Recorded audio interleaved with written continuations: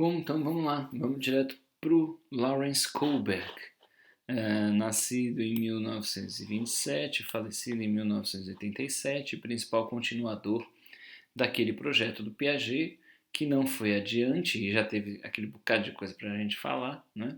Mas que ficou então a cargo do Kohlberg nos Estados Unidos, levar adiante fazendo pesquisas interculturais no mundo todo, tentando mostrar como o desenvolvimento moral se dá. Né? Então, o que eu acho que são as ideias mais importantes para a gente conversar aqui? Primeiro, de novo, né, a de que a teoria do Kohlberg é uma teoria da justiça moral. Ou seja, ele tenta fundamentar a justiça via moralidade. O Kohlberg era filósofo e psicólogo, né, pelo que eu me lembro aqui de dar uma pesquisada rápida. E o que eu acho extremamente importante aqui para a gente? A ideia dele de que a estrutura social está baseada em estruturas cognitivas e afetivas. Isso é importante, né? Porque aquele primeiro argumento do Habermas que a gente pegou, de negação da tese, né, do fim do indivíduo, passa pela noção de que não tem como a gente entender uma sociedade funcionando se a gente não tem indivíduos colocando ela para funcionar. E ela não funciona puramente na dominação, segundo os pressupostos do Habermas. Né? Então, o que mantém a estrutura social são estruturas cognitivas e afetivas. Né? É a forma como essas instituições sociais são assimiladas por nós e como nós as mantemos e transformamos. Então, essa ideia de uma concretude psíquica tem sido bem interessante aqui, né, e chama a nossa atenção para esse desdobramento, né, da teoria do Kohlberg. Então, acho que em termos bem básicos, né, de noções bem gerais, isso vai dando uma ideia de que não dá para a gente pensar essas estruturas em abstratos sem gente concreta vivendo compreensão cognitiva e vivendo sentimentos aí envolvidos com a moral. E aí a gente já viu isso mais ou menos, então vou tentar ser rápido para ganhar tempo com as autoras do final. São 3 níveis de desenvolvimento sociomoral com 2 estágios cada. Né? Lembram dos 3 níveis, 6 estágios, e o Habermas propõe o 7º, a gente já viu isso, então vamos mais ou menos rápido. Esses princípios gerais aqui eu gostei da ideia, né? E acho que talvez seja o ponto mais importante para o nosso raciocínio também.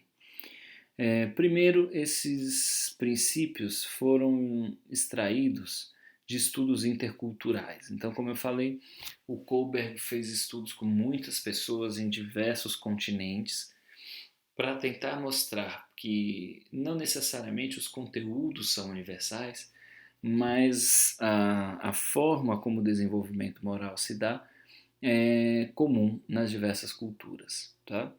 A gente vai ver a Bárbara Freitag lá no final e ela faz um estudo, o texto dela é do começo dos anos 80, então pode ser que ela tenha se arrependido disso depois.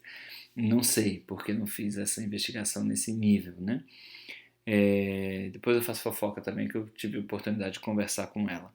Mas a ideia é que mesmo os estudos críticos do Piaget e do Kohlberg não negam essas etapas de desenvolvimento, mas falam que as culturas são muito diferentes e, portanto, fazem isso em ritmos diferentes. Tá?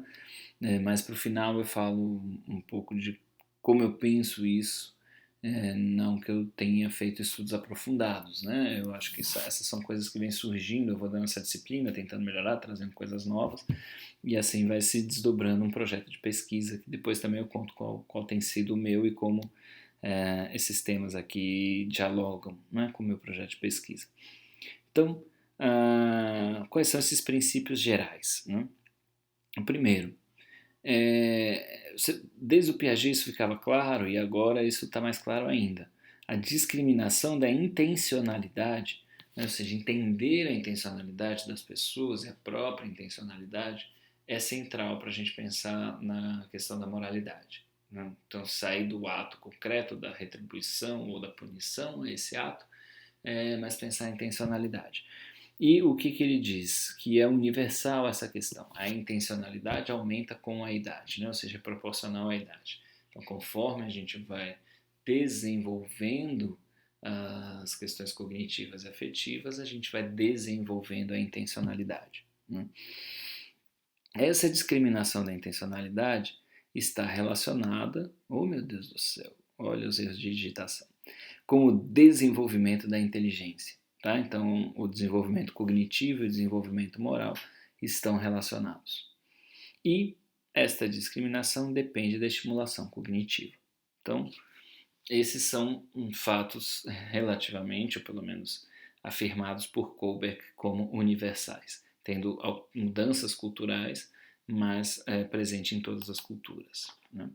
E é a partir daí, então, que ele fala dos níveis, né? E aí, de novo, eu vou destacar só o que nos interessa aqui. Primeiro, nível pré-convencional, como a gente já falou. O convenção vem das regras, né, das normas sociais, então há um nível anterior a uma consolidação dessas regras nas pessoas, que é o nível pré-convencional, que ele chama aí, ou ele atribui às crianças até 9 anos de idade, aproximadamente,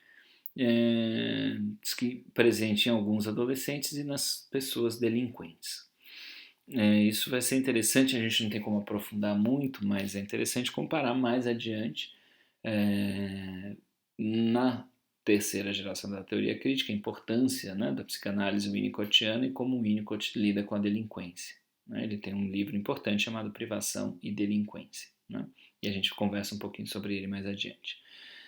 Então, esse seria o nível pré-convencional, né? Ou seja, as pessoas cometem os atos, né, de delinquência por uma dificuldade de compreensão das normas sociais. Elas não têm essa capacidade desenvolvida. Então, para quem tem, é quase incompreensível, né? Mas para quem não tem, é justamente o seguir essas normas que soa estranho, né? Então, a moralidade aqui, seguindo a terminologia piagetiana, é heterônoma, né? A pessoa só vai agir de uma determinada forma quando diante da autoridade, né? Sem autoridade, para ela não faz muito sentido, ela segue regras sem uma apropriação, né? Então, isso caracteriza o individualismo, né? As pessoas que buscam seus próprios interesses. A intenção é puramente instrumental e baseada nessa retribuição direta da troca, né? Que a gente já viu mais ou menos aí com Piaget também. Eu achei bem interessante, eu aprendi a copiar os negócios lá para não ficar digitando, então agora eu começo a usar isso. E ainda consegui grifar, olha que bonitinho. Por que eu fiz isso? Para chamar nossa atenção, lembra que a gente está falando principalmente do reconhecimento dos direitos humanos, né, como fundamento do respeito à dignidade. Então vejam, quando a autora do artigo vai definir a moralidade heterônoma com base no Kohlberg, e é importante isso porque a gente está falando de uma boa parcela da sociedade, segundo os estudos dele, né, a gente está vendo que o ponto de vista egocêntrico, e a gente já falou um pouco sobre esse termo, né, no vídeo sobre o Piaget, então esse ponto de vista egocêntrico do indivíduo não considera os interesses dos outros. Isso é interessante porque não é por um egoísmo natural, né, como a gente poderia pensar robesianamente, ou segundo o justnaturalismo, né? Esse ponto de vista egocêntrico do indivíduo não considera os interesses dos outros porque a pessoa ainda não conseguiu se descentrar e entender o outro, né, enquanto tal. E com isso não reconhece que os interesses dos outros sejam diferentes dos seus, não relacionando os dois pontos de vista. Então veja como isso é interessante, né? A gente fala do reconhecimento, da reciprocidade, aqui está se falando do reconhecimento cognitivo, né? Eu não consigo reconhecer os interesses dos outros porque eu estou centrado nos meus, que nem são meus, são heterônomos, né? Então há muita dificuldade de compreensão que uma pessoa possa pensar diferente ou fazer diferente, né? E a gente sabe os conflitos que isso gera no nosso dia a dia, tá? E aí, em geral, a gente chama as pessoas com dificuldades de fazer isso de infantis, né? Coitado da infância, né? Que leva a culpa por tudo isso. A gente pode falar, inclusive, dos preconceitos envolvidos nessa coisa com relação à infância, mas vamos nos concentrar aqui, né? Então, nesse sentido, a pessoa considera os fatos pelas suas consequências e não por suas intenções. Evita romper as normas não por reconhecê-las, mas para evitar ser castigado. Então, não há um reconhecimento dos interesses dos outros e não há um reconhecimento das normas. Então, é contra isso que a gente precisa lutar, né? Ou seja, a gente deve trabalhar para dar a condição de as pessoas reconhecerem essas normas em diversos sentidos. Bom, então esse foi o nível pré-convencional, ou pelo menos o que eu gostaria de falar sobre, né? Daí vem o nível convencional. Convencional, lembram da convenção, ou seja, quando as regras sociais, as convenções sociais são apropriadas pelas pessoas. Segundo Kohlberg, isso aparece nos adolescentes e na maior parte dos adultos de nossa cultura, ou seja, a maior parte da população está neste nível convencional. O que acontece? É um nível em que as perspectivas ainda são de terceiros, né? Então, isso nos faz pensar na possibilidade de luta pela liberdade, né? Por autonomia enquanto tal. Ou seja, este nível convencional é um nível conservador, de manutenção do sistema sociomoral. Então, é como se o Kohlberg estivesse dizendo que na maior parte dos sujeitos estudados no mundo todo, né, a gente tem uma tendência a ser conservador, né, cognitivamente falando, moralmente falando. Porque é um nível de amadurecimento moral. É possível ir além, né, mas a maior parte das pessoas está neste nível. E vamos então ao nível pós-convencional, que há aqui, o que se manifesta aqui numa minoria de adultos. Então, quais são os estágios aqui? O primeiro desses estágios é o do contrato social, ou seja, que a gente percebe a utilidade e os direitos individuais, né? Ou seja, a gente se percebe no mundo, a gente entende as regras desse mundo e luta pelos nossos direitos, ou consegue compreender a questão do outro nesses direitos. É aqui que se enquadram os direitos humanos, né? Então é muito interessante para os nossos estudos aqui saber que o Kohlberg desenvolveu essa ideia de que pessoas com capacidade moral, cognitiva e afetiva para reconhecer os direitos humanos são muito poucas. O Yves Delatelle cita o Kohlberg, né, quando ele fala do juízo moral na criança, do Piaget, e ele lamenta algo, esse prefácio dele, se eu não me engano, é de 1994, ou seja, fazemos as contas aí, são já 27 anos que ele lamenta o fato de não termos tradução do Kohlberg para o português. Levando-se em conta, né, que Kohlberg produziu coisas extremamente importantes nos anos 70, 80, e até hoje a gente não tem essa tradução, a gente fica se questionando sobre a psicologia brasileira mesmo, né?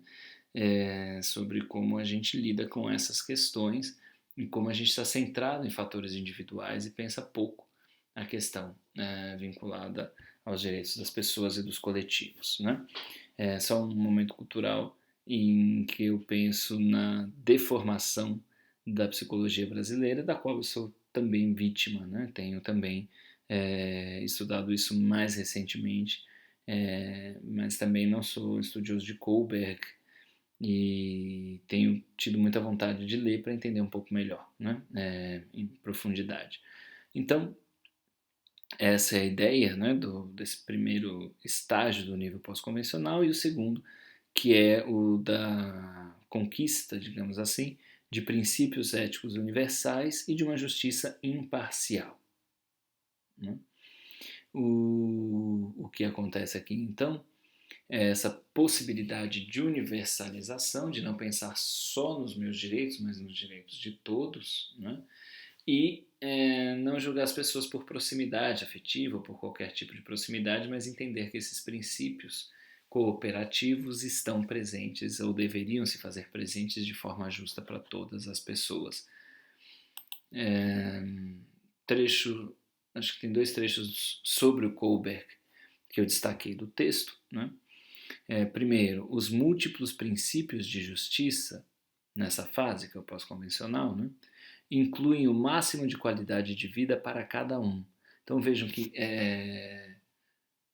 aceitar a qualidade de vida do outro como um fato importante é do nível pós-convencional. Né? E aí a gente pode pensar, fazendo esse exercício, da atuação da psicologia nos diferentes espaços da sociedade como uma tentativa de promoção dessa possibilidade, né, do cuidado, né, e da luta pela qualidade de vida do outro. Mas a gente pode pensar nos próprios profissionais, né, no quanto a gente efetivamente desenvolve isso e a nossa capacidade ética para nos dedicarmos efetivamente à qualidade de vida das pessoas. Então, voltando, né, os múltiplos princípios de justiça nessa fase incluem o máximo de qualidade de vida para cada um, a liberdade compatível entre os indivíduos, a equidade na distribuição de bens e o respeito entre irmãos e irmãs. Aqui está se falando de fraternidade, aqui está se falando de redistribuição, de distribuição justa de bens. Então a gente está falando de uma possibilidade de pessoas que pensam a justiça enquanto uma transformação social bastante razoável. Né? Isso era o que o Kohlberg propunha já no nível pós-convencional. E por fim, a universalidade está implícita em toda a característica do estágio, de uma universalidade. Né? Eu consigo abstrair e pensar que qualquer pessoa, qualquer ser humano teria esses direitos. Vejam de novo a palavra reconhecimento, né? É o reconhecimento dos indivíduos enquanto seres humanos e de seus direitos. Então, chegar ao reconhecimento é algo de um desenvolvimento pós-convencional. Né? Pode ser resumido em uma questão. Eu gostaria que alguém, em meu lugar, escolhesse a forma que escolhi. Né? É quase um imperativo categórico aqui já num outro nível. Pronto. Então, consegui falar do Kohlberg rapidamente, até porque a gente já falou dele a semana passada, e encerro este vídeo, então, com 18 minutos aproximadamente. Vamos para Carol Gilligan no próximo vídeo.